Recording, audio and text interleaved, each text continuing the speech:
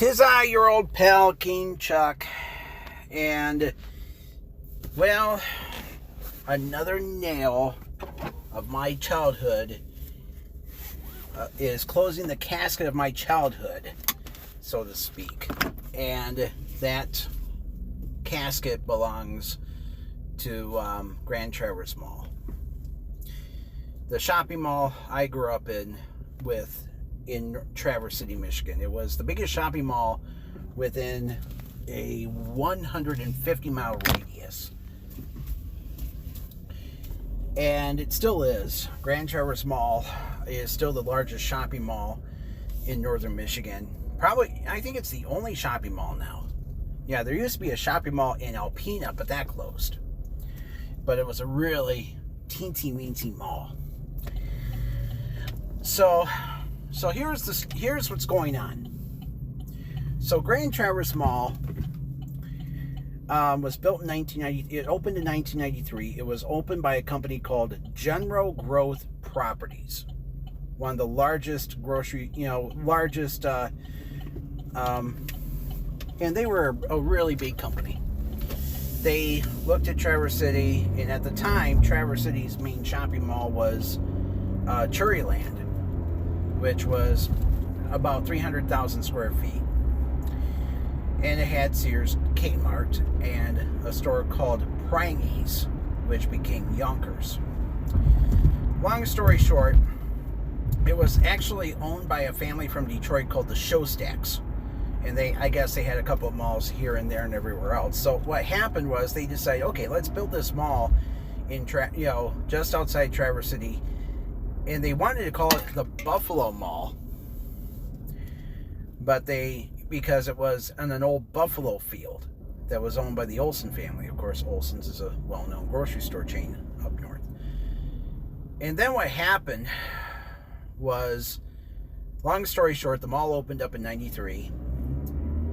And at its peak, it had over 100 stores, filling its 600,000 square feet. And the mall was in a couple of major department stores. They had JCPenney, Hudson's, which later became Marshall Field's, and then Macy's, Target, and TJ Maxx. And then what happened, and it also had a 9-screen movie theater and a huge arcade called Pocket Change, so basically, if you were a teen in the 90s, this was, you spent your Saturdays there. I mean, you bought the latest music from Disc Jockey, which later became FYE. Of course, they actually had 2 locations in Traverse City, in the Grand Traverse Mall. One was by the food court, and then they moved over by Hudson's, and of course, it was your FYE at the time.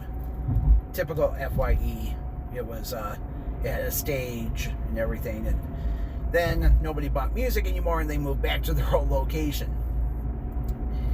And so it was the hip spot, period, end of story. Oh yes, it had a food court with a carousel, and it was so popular that it caused Cherryland down the street to lose a ton of stores, to the point that they decided to redevelop into an outdoor shopping plaza.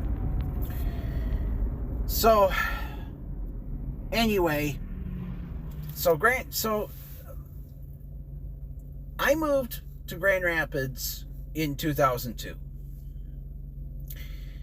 And I didn't go to the mall for a few years, and then I came back in 2004, I believe. And back then, it had no vacancies. The place was packed, and it was like all the stores had it was like the whole damn mall remodeled. New stores, new storefronts. It's like, holy crap! It was so frickin' awesome.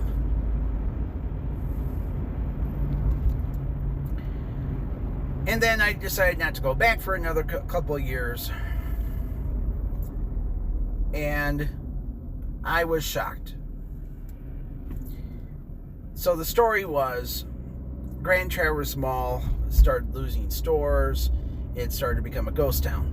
And part of it, obviously, was because of the internet. You know, a lot of people back then, you know, when the internet was... So what happened was, when the internet started to kind of take over, it was like, you know, when...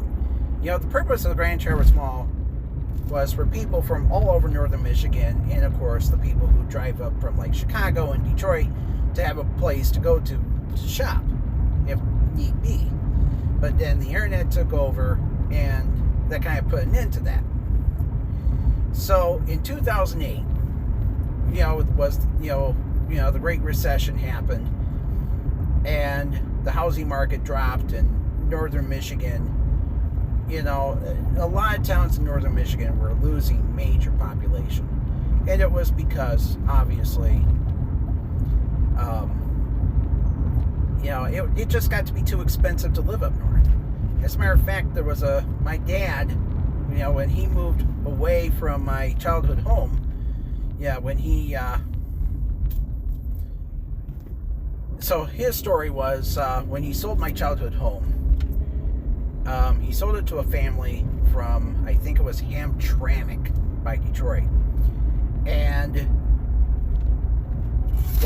I guess they couldn't afford it. They ended up in foreclosure. As a matter of fact, the house that we owned and the house next door to us, which was actually owned by my dad's cousin, both ended up foreclosed, bank owned. So what had happened was my dad... So yeah, I guess the bank ended up owning my old house growing up for a while. And it was because there's no good jobs up there. Hardly any. And, you know, basically, that's the problem with northern Michigan as a whole. It's gone from a good mix of young and old, and, you know, a couple of farmers, and so on and so on. And, of course, now, you go to northern Michigan, and it's like, the average person who lives up in northern Michigan is like 60 years old.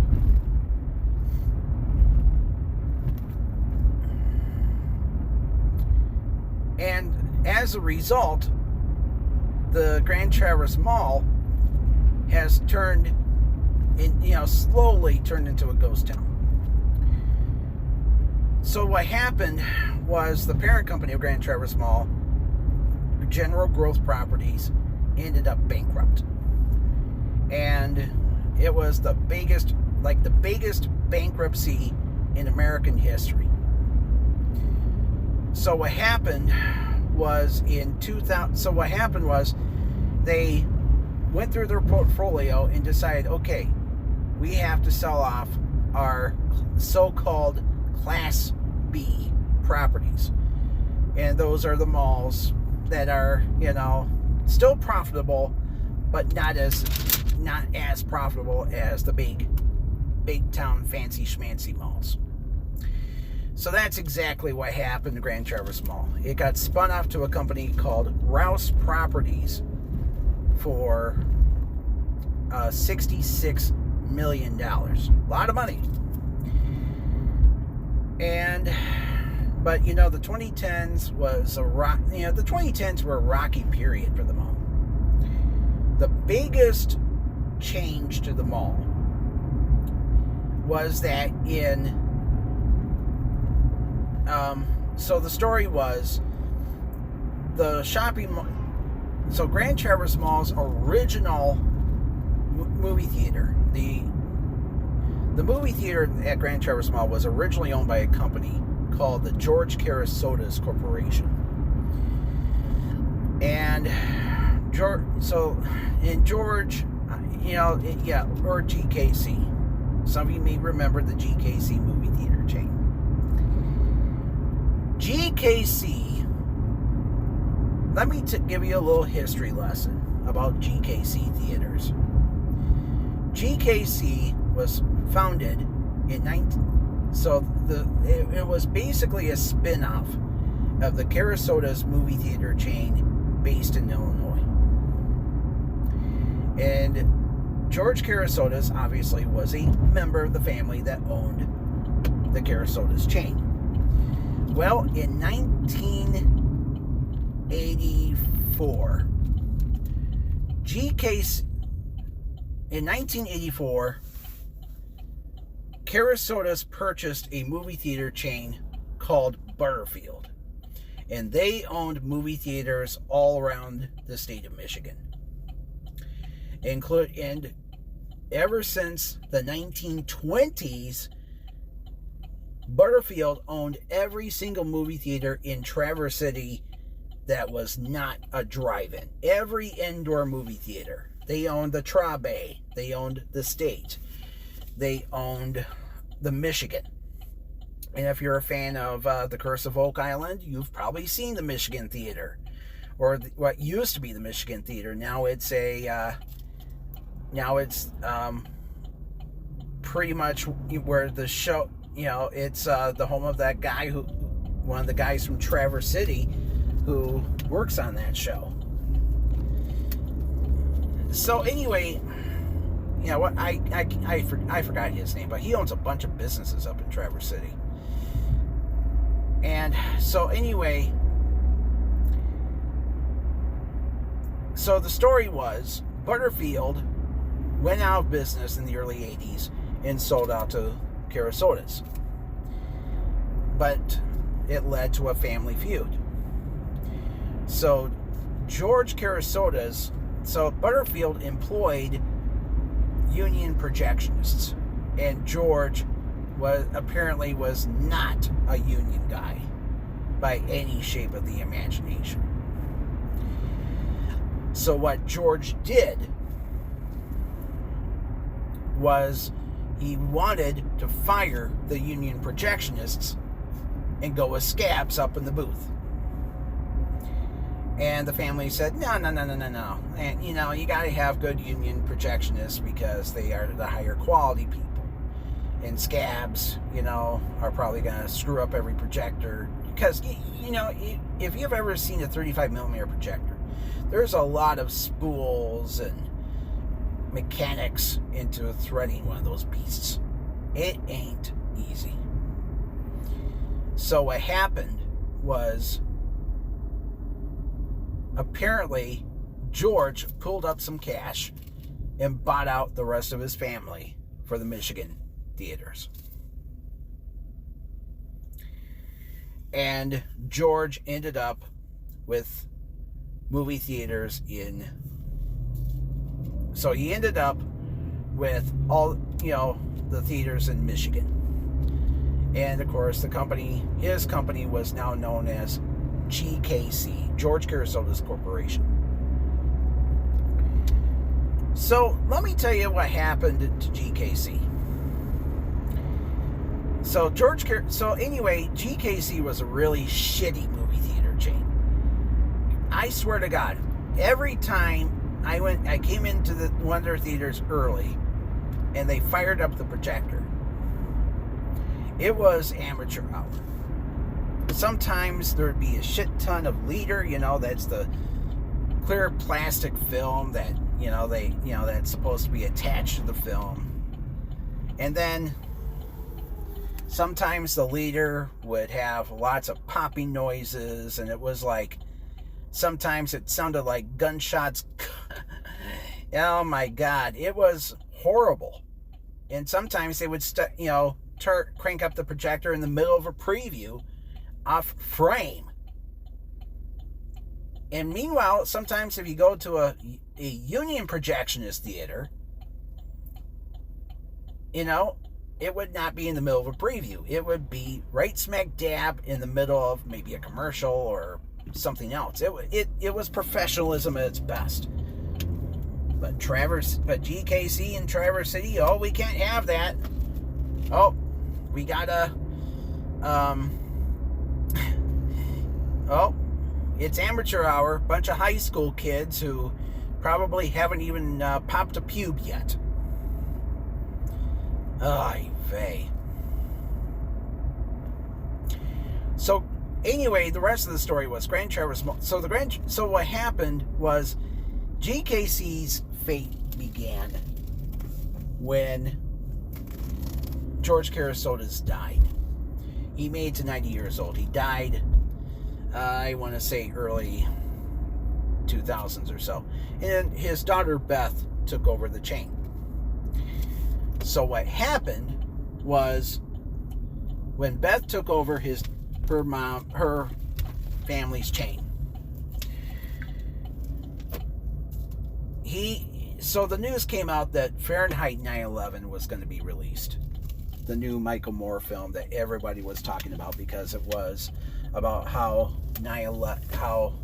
he attached 9/11 to George W. Bush. And what happened was, Beth refused to show the film at any of her theaters, and her excuse was, so this is what Beth had to say. Beth claimed it was because her parents taught her to love America and to respect the president no matter who. So the story was, Beth, unfortunately, so, here's the problem with so this is the problem with another problem with George Kerasotes. So the story was, George, like I said, was a royal cheapskate, right? So when he built the Grand Traverse Mall Theatres, it was real nice. It was a beautiful theater for 1993. But then came the stadium seating movement. And at 5'6", I would have killed to have a beautiful state-of-the-art theater in Traverse City. Well, because the Grand Traverse Mall Theater was so successful, GKC built another theater just a mile away at what is now Buffalo Ridge. It was an old outlet mall called Manufacturers Marketplace, and then it became the Horizon Outlet Center, and it changed names multiple times over the years. Now it's the Buffalo Ridge Shopping Center. So the story was, they built the Horizon Cinema. It was 10 screens, cool, but every auditorium felt like sitting in a sardine can, and there was no stadium seating, and the floors barely even sloped. So anyway, the rest of the story was, their theaters in Traverse City were pure shit comparing to what they were building in Detroit and even Grand Rapids. The Lokes family were building the Celebration Cinema, and, Celebration Cinemas here are beautiful theaters. And the only theater they have that's basically a piece of shit right now is their IMAX cinema. My father and I saw... so the story was, my father and I went and saw Oppenheimer at IMAX. And unfortunately, oh my God, the seats were like changing color. They were black leather seats, and they had faded to white. It was like, oh my God, they look gross looking. It's like they put so much money, and they just recently remodeled all their theaters, which is nice. But unfortunately, the IMAX cinema needs work, unfortunately. Anyway, another problem with GKC was the fact that they did not. So it's like every time a major black movie came out, they had a black cast. It was like they didn't want to show it in Traverse City. They didn't want to show it at any of their theaters. And one thing I read about, I remembered Next Friday came out. Number one film at the box office. Traverse City wasn't showing it. And yet, I remembered they were devoted 2 screens at the Grand Traverse Mall Theater to a Winnie the Pooh movie. Oh my God. So, anyway, one rumor I heard about George Kerasotes was that he might have been a racist. And the reason why was because I guess he even said that when he was a young boy, he said something about loving seeing the movie, The Birth of a Nation. Yes, that was the controversial film that glamorized the Ku Klux Klan. So anyway, what happened? So anyway, back to what I was. So anyway, GKC was now headed by a woman, Beth Kerasotes, who was George's daughter. And what happened was when Beth heard about Fahrenheit 9/11, she made a promise that none of her theaters would show that movie. And her excuse was that her dad told her to love America and to, respect whoever is in charge of our country. And she felt that Fahrenheit 9/11 was going to simply make people think that whoever's in charge of our country is a bad guy. So anyway, she made this edict. None of her theaters can show Fahrenheit 9/11, and that included theaters in northern Michigan. And however, right before she made the edict, it looked like the Horizon Cinema made a deal to show Fahrenheit against her wishes. So they showed it, which is nice. And I actually went there that weekend. The place was packed. And not only that, Fahrenheit 9/11 made $200 million at the box office.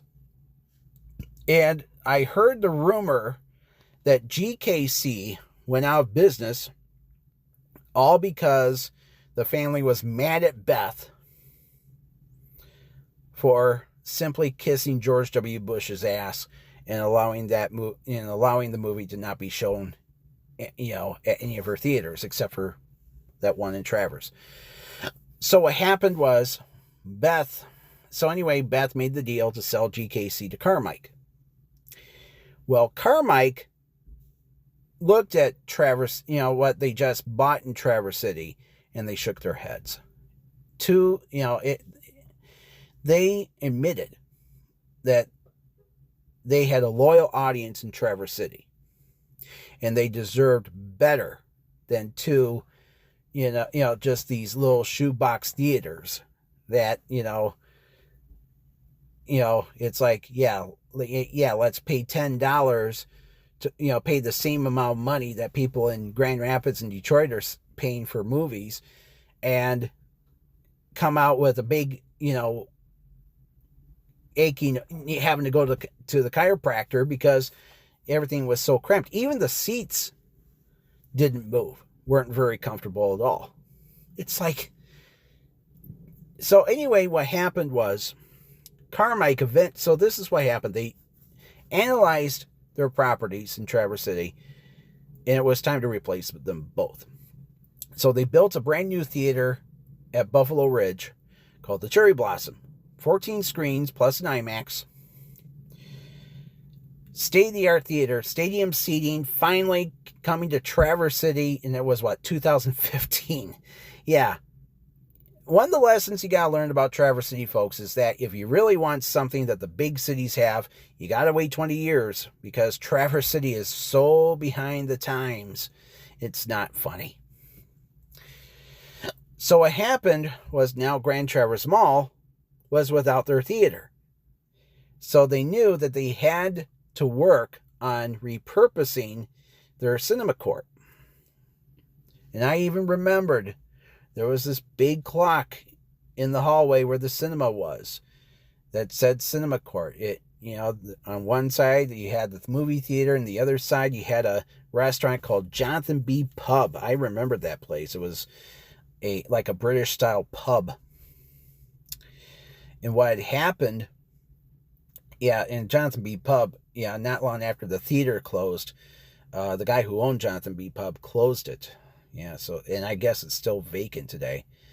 So anyway, the rest of the story was that, so when the cinema closed, not long after the cinema closed, it was announced that the mall was working with Dick's Sporting Goods to repurpose the cinema property into becoming one of their stores. And then, yes, I'm going to pull a funny, Dick's pulled out. Dick's pulled out and wasn't finished. So Dunham's took over. So it became a Dunham's. Now what happened was in the Target wing next to the cinema, for many, many years, there was this long row of empty storefronts, like 10 in a row. And I even asked myself, what the fuck is going on here? And it turned out that the stores that used to be in that wing were told to vacate because they were going to redevelop it. And originally, back in the 2000s, there were talks about bringing Dunham's to Grand Traverse Mall. But what happened instead was, the cinema moved out, and so they figured, let's put the Dunham's there. So that's what happened. And then what happened was, thankfully, that whole abandoned wing did get something big. It was a shoe department. Shoe department encore. Now, I hate to break it to you. I get a little bit mixed about shoe department. I'm glad that the mall has a nice big old shoe store there. But I hate shoe department because they play politics. They, unfortunately, support a lot of very far right-wing organizations. A lot of pro, anti-women organizations, I'll call it that. They want, and, it's like the shoe department's in a ton of malls, too. And a lot of their stores are huge as well. So shoe department encore is in that spot in the mall. And then what happened was, but the biggest problem the mall had in the 2010s, a lot of mass exoduses. Express closed. That was a big fashion store for both men and women. Gap closed. There was a Gap in the mall that was actually Abercrombie and Fitch before that. There was a couple of stores in the food court that closed. Even the arcade closed. Pocket Change closed, and the reason why was because it was all repurposed into being a restaurant. It was first Garfield's, and then for a while it was Bagger Days, which was a burger bar that ended up bankrupt, and they still have a couple of locations left. And now it's Frida's, and it's the only sit-down restaurant in that entire mall. And it's like, oh my God. But the carousel's still there. Yeah. That's probably one of the better things about the mall right now. But there's no movie theater. There's no arcade. Actually, there is an arcade. There's a little arcade that was in a old... there is a little itty-bitty arcade that's called Fun Shop. And it's in an old jewelry store. My God. And, throughout the mall, there's empty spots here and there. An H&M opened up in the late 2010s, and then it closed during the pandemic. There was a little bookstore, called Book Brokers, and they closed. Even though during the pandemic, before the pandemic, they were actually growing. They actually grew into 2 spots of the mall. And it was because it became so freaking popular. It was, Christopher and Banks went bankrupt. Payless Shoes went bankrupt. PacSun went bankrupt, and they closed their Grand Traverse Mall store. And it just goes on. And it's like now, and during the pandemic, Hollister closed.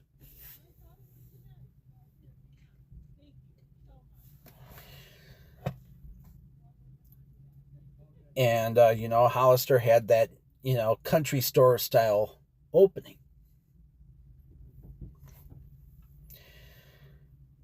The point is, folks, so what happened was the mall, there was a company called Brookfield. And Brookfield purchased both General Growth Properties and Rouse Properties. And that included Grand Traverse Mall. But then they realized that now they owned a ton of malls that they couldn't afford to have. So they spun out. So here in Michigan, they ended up selling a huge chunk of their malls to a company called Kohan, based out of Great Plains, New York, or Great Neck, New York, or whatever the fuck it's called. And Michael Kohan is his name. And he is a very, very strange man. And so the malls that were sold to Kohan included Crossroads Mall near Kalamazoo and Portage. I think 2 malls in both Lansing and Jackson. One mall in Port Huron. And so anyway, Kohan now owns a couple of malls here in Michigan. And WLUC Channel 6 up in Marquette actually did a news story about Kohan a few years ago, about how his mall in Marquette, Westwood Mall, is very poorly managed. And one of the problems is the fact that once a month the power goes out. And the reason why the power goes out is because he's behind on his bills. Way behind. The power goes out, he's even behind on taxes. So anyway, Kohan now owns a lot of malls here in Michigan, unfortunately. And I've seen that in many of these malls, they've lost a ton of stores. So anyway, at the end of the day, Brookfield had 3 malls left in Michigan. Grand Traverse Mall and 2 bigger malls. Brookfield owned Rivertown Crossings near Grand Rapids and Southland Center in Taylor by Detroit. Southland was sold. Now, Southland, by the way, is a nice mall from what I've heard. Never been there, but I heard it's a really good performing mall. And then over in Grand Rapids, however, Rivertown Crossings, they're neck and neck with Woodland. And Woodland Mall is a beautiful mall. 90% occupied. Very few vacancies. If the mall loses a major store, very quickly almost, they will gain a new one. That mall is packed almost every time I go there. I mean, Pennsylvania Real Estate Investment Trust has done a great job of running that mall. It is very professionally run. And I've never had a bad experience there. I've had a bad experience at Rivertown a couple of years ago. I was harassed by a security guard who claimed that I was taking pictures of underskirt photos of women. That never happened. That's bullshit. So I don't do business with Rivertown anymore. But Woodland on the other hand, they're cool. I had some good conversations with the security there.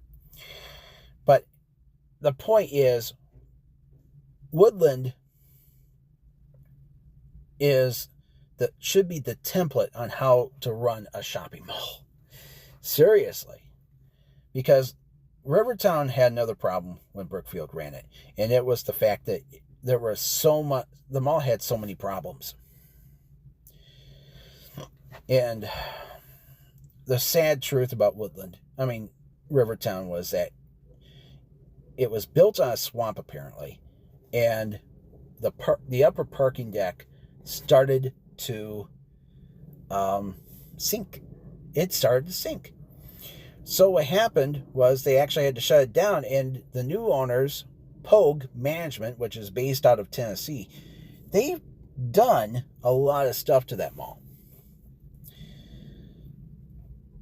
So anyway, the rest of the story was that, I guess they're rebuilding the parking deck, which I think, which is definitely needed.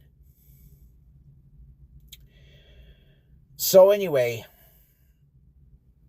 so now Brookfield was stuck with Grand Traverse Mall. And just this past year, TJ Maxx closed, and they tried to bring in Ollie's Bargain Outlet. Ollie said, yeah, we'll build there, but we're not going to have a mall entrance. So I guess they pulled out. Yeah, and I'll tell you something. I noticed that malls that don't have entrances to some of their stores don't do very well. Yeah, usually a mall that allows tenants to not have mall access, interior access to the mall, don't do very well. Rogers Plaza is a primary example.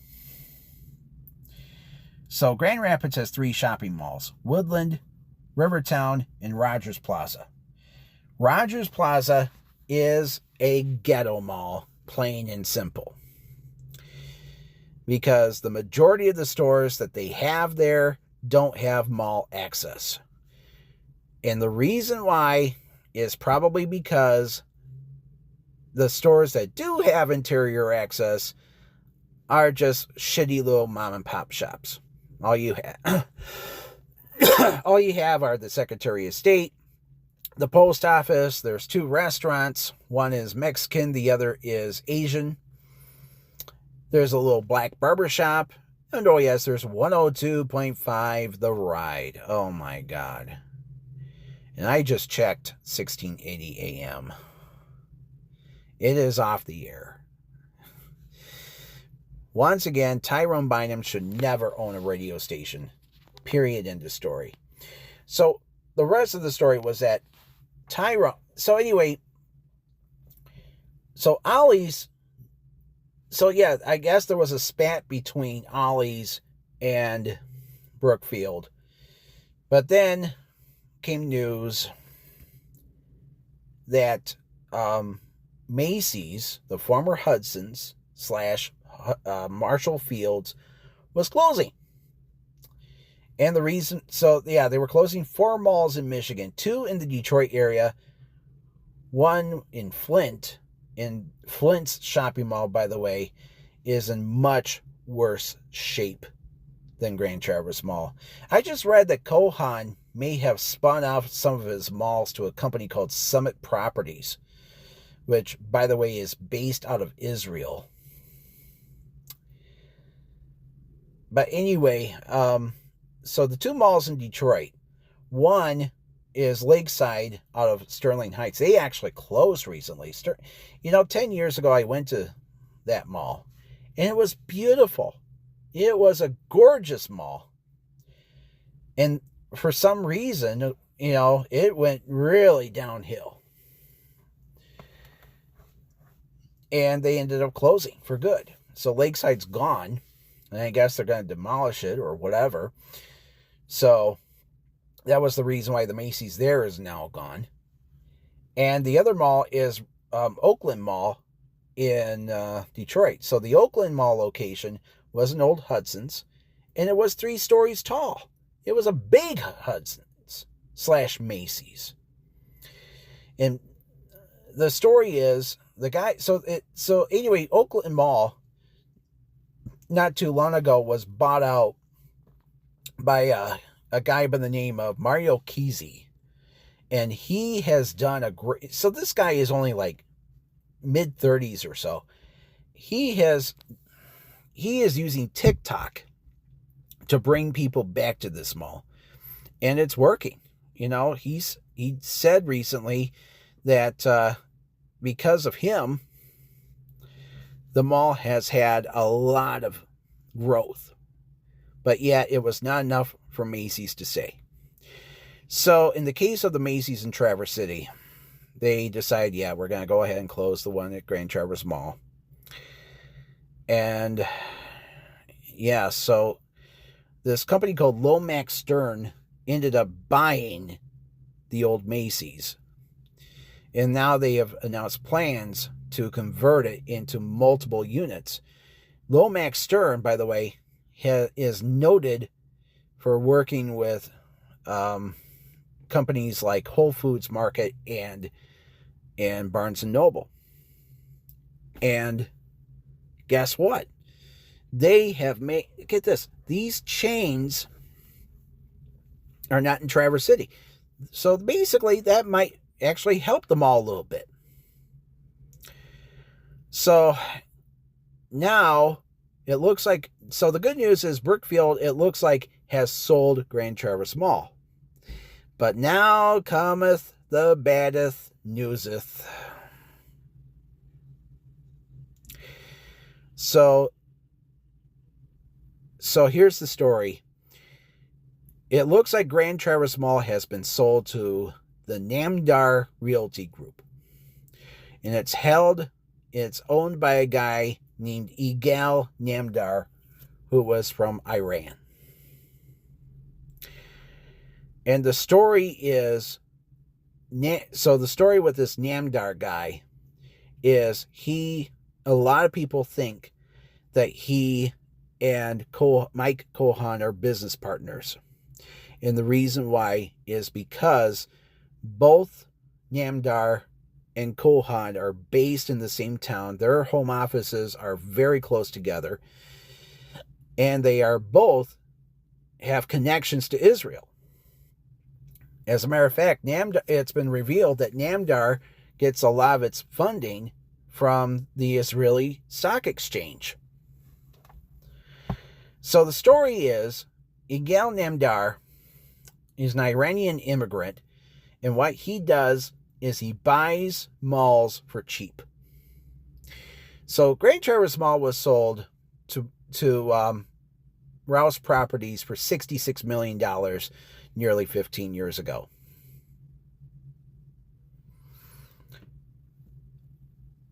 Get this, it looks like he may have paid not even $10 million for it. He is known for buying malls for dirt cheap. And then one positive thing he does is he does reduce the rent to make the malls look like they're loaded with stores. But he tends to attract the lowest common denominators in terms of mall tenants. So it's like, I remembered when Cherryland Mall was in its final days. Well, it was just loaded with, like, one store was like a Catholic bookstore, and another store was sold like fossil rocks and stuff like that. I went to another shopping mall near Phoenix called Paradise Valley in its final days. And they also had a store that sold fossils. And I think to myself, if Grand Traverse Mall opens up a fossil store, that's it for them. So, anyway, yeah, nothing like, a crotchety old grandma wearing Steve Urkel style glasses with the little chain, glasses holders on it. Sitting on her ass, bored to tears, and then looking at somebody saying, "Do you want to look at my rocks?" Jesus Christ. Anyway, so what happened was, from the looks of things, this Namdar guy, he's like Cohan. He's had a long history of mismanaging his properties. He owns the Lakes Mall in Muskegon, by the way, and even that mall has seen better days. And what's funny is, the Lakes was actually one of the last shopping malls to be built here in the great state of Michigan. It opened up in 2001? The point is, folks, is that, this is why shopping malls are dying. It's because they're in the wrong hands. And, it's amazing how much money Priya dumped into Woodland over $100 million. And look at it now. It is what Grand Traverse Mall used to be. It has a movie theater. It has, a giant bowling alley, which also has a huge arcade that, where you can play skee ball and stuff. The only thing Grand Traverse Mall has that Woodland does not is a carousel. But hey, Woodland does have a giant kids play area, which I think is kind of cool, if I was a kid. But, if I was a young kid, I would have probably liked to play there. But you see, folks, I feel sorry for Northern Michigan. And, I'd like to go up north. I seriously do, because, I like stuff to have things to do when I'm up north. But it's like sometimes I come home disappointed because, all the businesses up north are in the wrong hands. Not all of them. I mean, there's some good business owners up north, like Joe Short from Short's Brewery. I love Joe. I mean, I love the fact that, he started from his basement. This was a guy who started from like the closet of his college dorm. And what he did was he started brewing beer in there and bought an old hardware store in Bel Air and turned it into a mecca. I mean, hell, it got to be so big at one point, now it's partially owned by Heineken. So the story with him, so let me give you a little story. Joe did something right a couple of years ago. Well, actually, he righted a huge wrong. A couple of years ago, he went to... So Joe, what happened was, Joe exploited a customer. So the story was, there was a guy who came in, he wanted he had an hour wait because, there was a long line. And then he sat down at a bench, ordered a pizza, and it was the wrong... Pizza finally came to him a little later. The people at the opposite side of the table, they got a pizza. It was actually his pizza. They got the wrong order, but they started eating it anyway. And he waited a little longer, and it was their pizza. So guess what happened? He complained to the waiter. He complained to the manager. And they said, you can keep this pizza for free, but if you want your pizza, you're going to have to pay for it. He got pissed. He stood up. He walked around that table, and he flicked the other people's pizza that was actually his pizza. He was angry and stormed out the door without paying. You know what? I mean, he kind of deserved it, but the point was, Joe made an ass of himself by exposing him online. By showing the video of him storming out of the door and flicking the pizza, stuff like that. And Joe realized that Joe made this realization. When you own a business, you probably say to yourself in the beginning, that I'm doing this so I don't have to have a boss ever again. But guess what? You have a boss. You got many. And the story is, Joe, your customers are your boss. You piss off you piss off you piss off your customers, and that's money you'll never see ever again.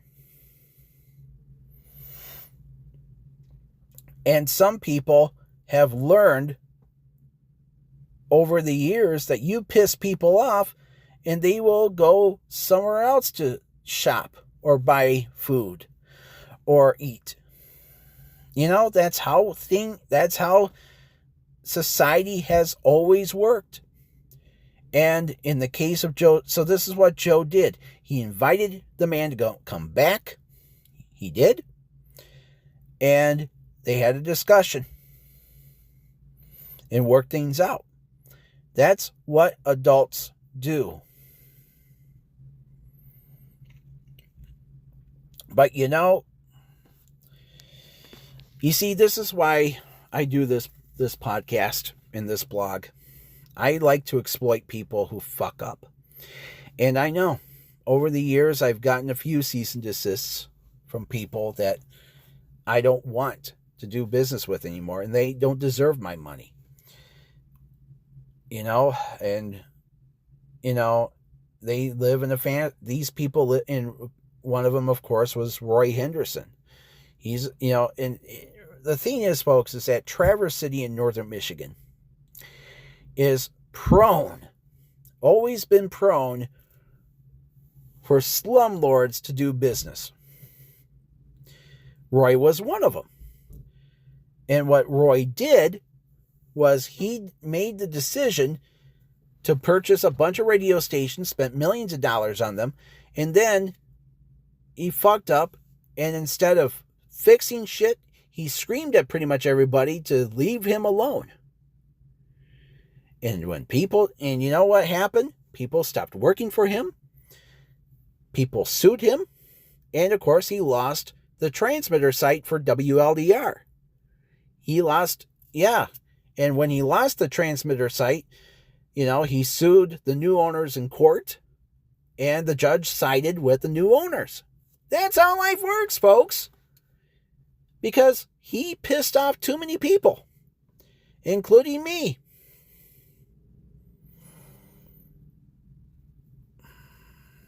That's the problem with a lot of business owners. They're all narcissists. Years and years ago, I worked for a really shitty... let me tell you a sad story. A few days ago, I was watching on TV Donald Trump being all happy that he thinks that he deserves a Nobel Peace Prize because of what he's doing with Israel, and Netanyahu agrees, and even Mike Johnson agrees, and Jesus fucking Christ. So let me tell you a sad story. When George W. Bush was our president, one of the great things that he did, and I say it with sarcasm, was, he got Saddam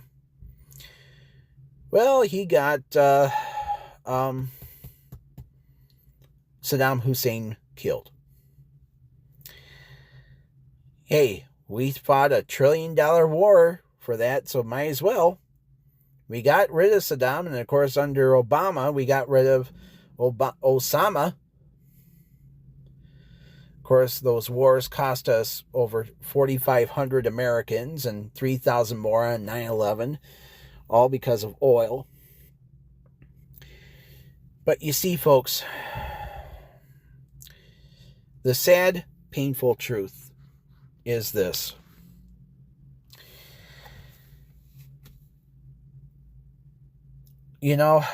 When I remembered when Donald Trump, when we captured not Osama, but Saddam. What happened was I was going online one day and I saw my childhood CBS affiliate, 9 and 10, up in Traverse City. They had this news footage, this report on an Iraqi businessman who was so happy that Saddam was captured. And it was good news for him and his family, and he was happy.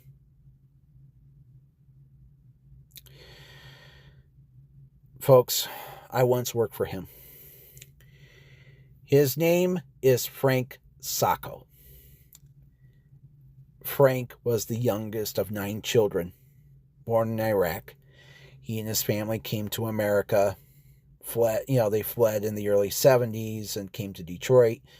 And in the 80s, his family, I guess several members of his family, came up to northern Michigan and started buying up little party stores here and there.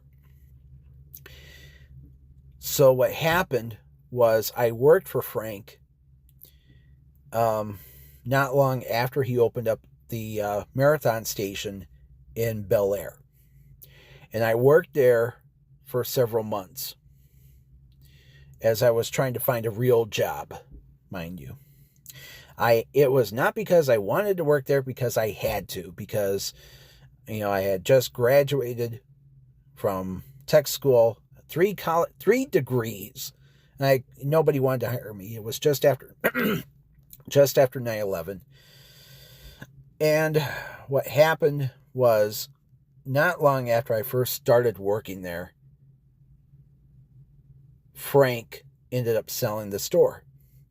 And he sold it because, so I learned why he sold it.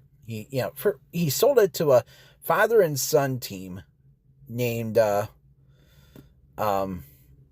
Terry Lander, senior and junior. And the Lanters knew nothing about owning a convenience store. Nothing.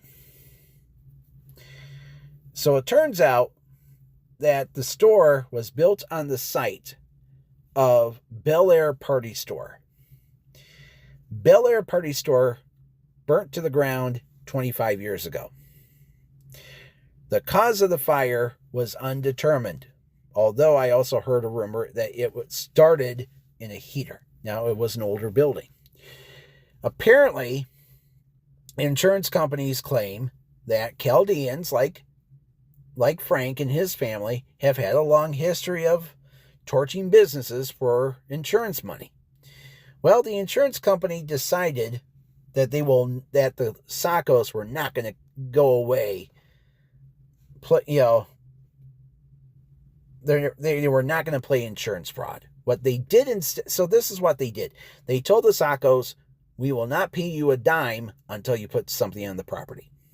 So, after they sold the store, we found out that a lot of the building materials that they used to build that building were cheap, dirt cheap. The toilet broke just months after it opened. And I remember we put, the new owners had to put a lot of money into fixing the toilet. And then the back room, here's what happened. The back room was not part of the building plans. So Frank, I guess, chopped a hole in the wall and put a makeshift back room in there. And it served as an office and where people could, where the employees can sort cans and bottles. But it was terrible. I mean, what happened was the roof leaked. And it leaked all over the place. And there were wires everywhere. And I'm like, oh my God. We could have been electrocuted. It was not safe. But Frank wanted to sell to the biggest sucker he could find. And he chose two people who never owned a convenience store before. And what's funny was that both Terry Landers, surprise, surprise, they actually, once upon a time, they actually owned a hardware store down in Port Huron. Or at least they claimed it was Port Huron, but anyway. So anyway, the rest of the story was that Frank built a new store in Williamsburg, the Shell station there, and it was a much nicer store. The story with Frank was that he was a scumbag, plain and simple. And he abandoned his employees in Bel Air, and then I moved away to Grand Rapids. And of course, he had the Williamsburg store for a couple of years. It was the Shell station there. Then he sold it, and it became Swanee's. And then now it's a True North Shell station. As a matter of fact, 2 of the 3 gas stations in Williamsburg are now Shell stations owned by True North, which I really find interesting, considering that 40 years ago, when my grandparents moved to Williamsburg, there wasn't even a gas station in town. What a difference the casino can make. Yeah. So anyway, but what made me laugh a little bit was that Frank So what made me laugh a little bit about Frank was the fact that not long after he sold his stores, I guess he started like a produce stand in Traverse City, and he sold it to, so this is what happened. The store didn't do well at all. And they ended up closing, and Frank ended up bankrupt. He lost his house. And I'm like, when I saw the news story about Frank, it was all over the ticker, which is this, offshoot of the Northern Express. When I saw the news story, I was like, boy, is karma a bitch. So, anyway, what happened was, for shits and giggles, I recently Googled Frank Sacco. Oh my God. So it turns out that Frank apparently emerged from bankruptcy, and he started a store. So he opened up a chain of tobacco and vape shops called Sweet Heat Tobacco. And I guess he and his family now own several franchises, including one in Alpena. And the story with the Sweet Heat over in Alpena was that there was a guy who actually wrote on Facebook a warning about Sweet Heat and the Sacco family. So it turns out that several months ago, northern Michigan had a big ice storm, and it was not safe to go anywhere. So what happened was Frank allegedly ordered his employees to work with no heat, no electricity, and no security system. Somebody could actually come into the store and, point a gun at somebody's head, and it's like Frank will be like, I don't care. I mean, that's his attitude. He's a pompous son of a bitch. That's who he was. And for the media to call him a good Christian man, a good family man, yeah, they called him that. Even Michael Moore, who I love dearly, sang the praises of the Sacco family. He even allowed them to cater some of the events at the film festival. But people need to know, I hate to break it to you, just because you're from another country, just because you're a different skin color, just because of your religion, it doesn't matter. You don't deserve to be treated equally. You don't deserve to treat people like an asshole. Okay? And, what's funny is that in Bel Air, where I used to live and work, there was another gas station in town called Dirrers. And the Dirrer family, they're fucked up too. They own the BP station in town. I remembered during 9/11, they got into really deep trouble because they were gouging their customers at the gas pump. And I remembered Jennifer Granholm. She was the Attorney General at the time. She eventually became the great governor of the great state of Michigan. She went after the Dirrers. And the Dirrers fought back by saying, that's what our supplier told us to do. But the Dirrers supply their own stations. They own the oil company. They're screwballs. That's who they are. Of course, they own the one station in Bel Air. They own 2 gas stations in Mancy-Tucky, just up the street. Both, one is downtown and the other is on the north end of town, right next to McDonald's. And it's a pretty big gas station. But thankfully, Mansalona has it's actually an Antrim, but there is an Easy Mart there, which is a Marathon station.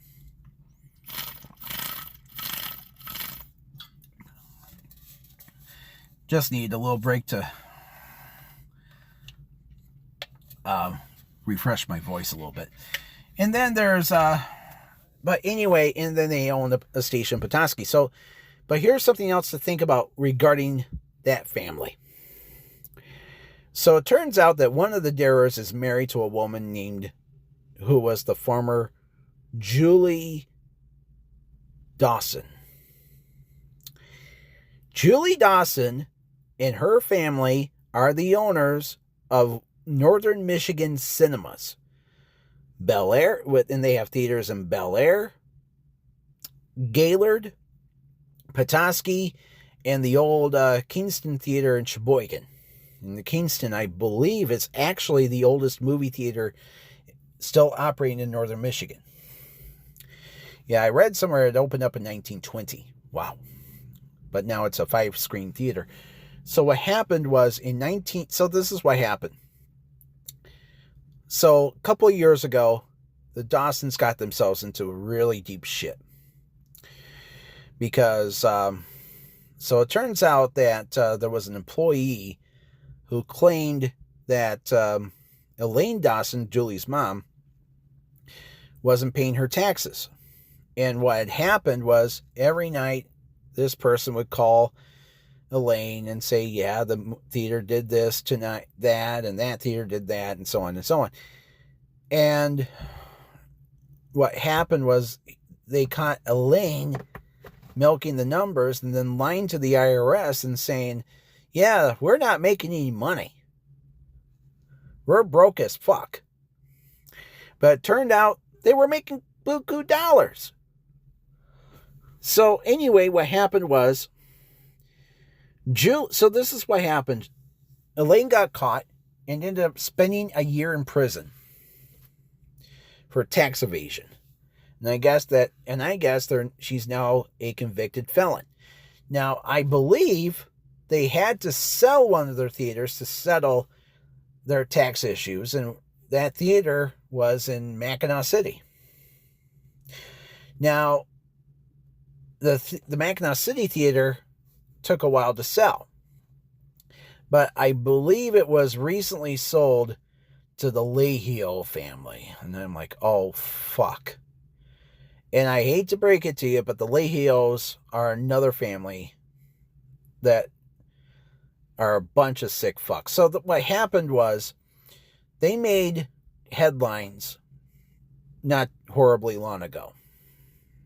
A couple of years ago, there was a family that went to stay at one. So the Lehio family, they basically own Mackinac City, which is this tiny town of 800 people. And they own a lot of restaurants and hotels, and basically it's it's like a mini Las Vegas. It's a vacation resort area. So what happened was the Lehio family also owned Mackinac Crossings, which is this outdoor shopping destination, dilly dad, whatever. So what happened was many years ago, there was two families that stayed at one of the Lehio's hotels in Mackinac City. And the toilet broke. So they went downstairs to complain to the manager, seemed to get it fixed, and it turns out they couldn't fix the toilet. Instead, the manager ended up screaming and yelling at the woman, cussing and swearing and acting like a total dipshit. And it turns out that he was a Lehio. He was a member of the family. So what happened was they had no choice but to leave the hotel. He kicked them out. They went to Gaylord, and she decided to post a video of the incident online.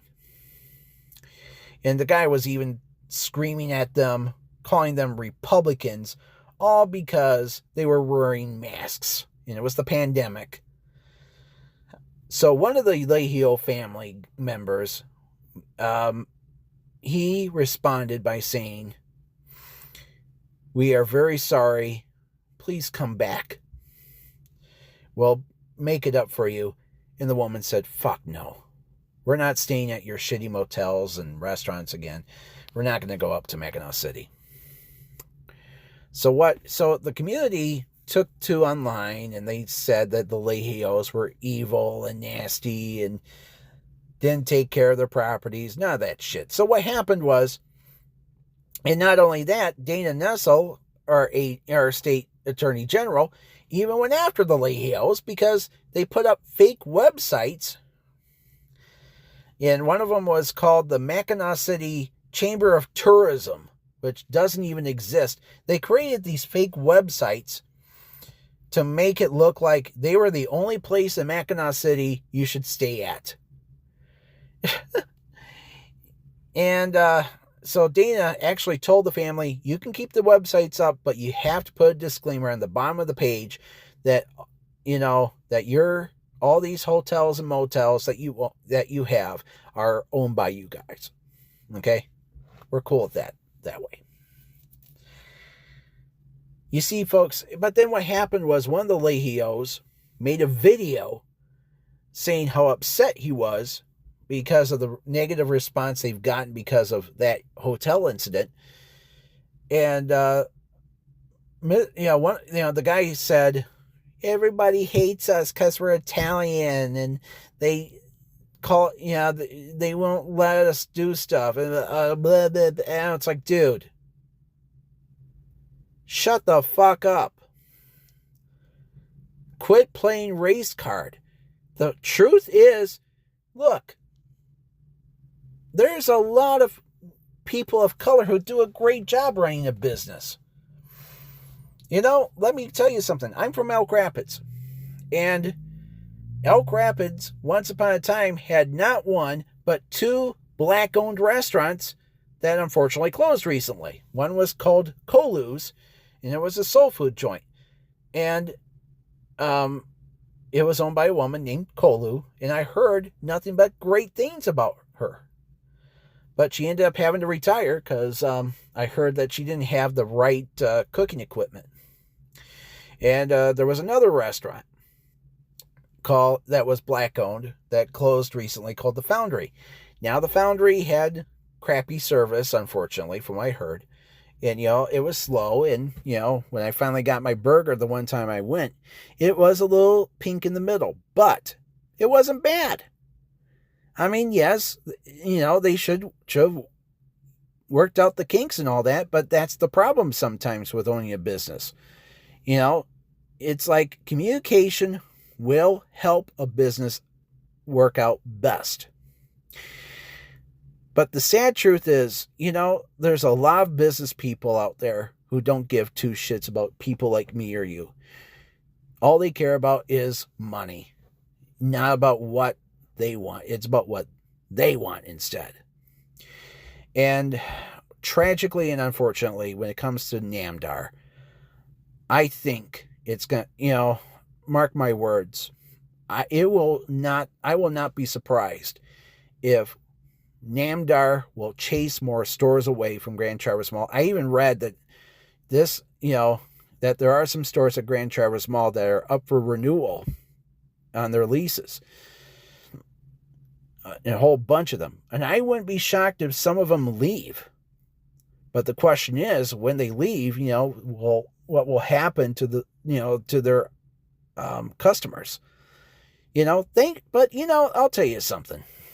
It used to, once upon a time, it was like, if a certain type of business leaves a town, people would be like, yeah, people would be upset. But, I'll tell you something. I have a cousin who used to live in the state of Wyoming, and yeah, she was still able to go to Hot Topic online. That's the future, folks. People will order online and without having to drive all the way to a brick and mortar and not get what they want. I mean, brick and mortars can be hit or miss sometimes. And that's how some people feel about Grand Traverse Mall. I agree.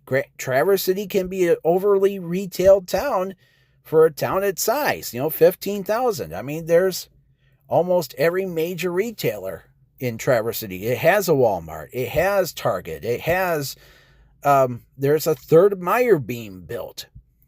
You got TJ Maxx and Marshalls and you name it. You name it, Traverse City almost has it. And if they don't, you can always go online. But the thing is, folks, once in a good while, I still love going to the mall. I love to walk around and see what kind of stores they have, and, maybe they'll have something cool that I would love to have, and look at it and buy it. I mean, that's who I am. And I'm thankful for Woodland Mall. It's just too bad that, the owners of whoever owned the Grand Traverse Mall for years should have gone to Woodland to see how a mall should be run. But nope. Instead, they end up, not being able to get the type of stores that people actually want. And at the end of the day, they're being sold to somebody who shouldn't be owning a mall, period, end of story. So Grand Traverse Mall, it's the beginning of the end. This is the end. My only friend, the end. My apologies to Jim Morrison. All right, folks, good day and good luck. Don't forget tomorrow, no King's protests. I hope some of you out there will be going out and protest. And if you do protest, do it peacefully. Don't be a jerk and destroy shit. All right, good day and good luck, everyone. I'll talk to you again next time.